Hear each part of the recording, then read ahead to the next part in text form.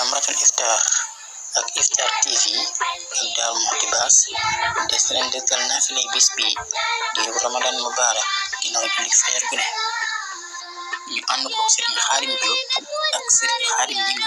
ak Sëriñ Mouhamadou Basir Sibtul Basir.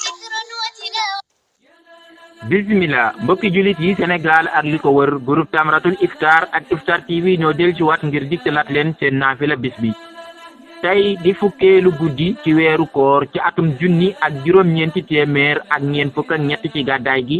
naafila gi doon ñeenti raka bu ca nekk yaa ngi ci jàng fatihatul kitab ginnaaw ba nga teg ci ayatal kursi di allahu la ilaha illa huwal hayyul qayyum ba aya ba jeex benn yoon soo ca pare nga teg ca suratul qadri di inna anzalnahu fi laylatil qadri ba saar wa jeex fukki yoon ak ñaar ci fàttali mbokk yi naafila gi ñaari sëlmal la sëlmal gu ca nekk di ëmb ñaari raka moo la yóbbu ci nga am ñeenti raka groupe Tamratul Iftar ak Iftar TV delluwaat di leen ñaanalaat kooru jàmm. wassalaamu aleykum wa rahmatullahi wa barakaatuh.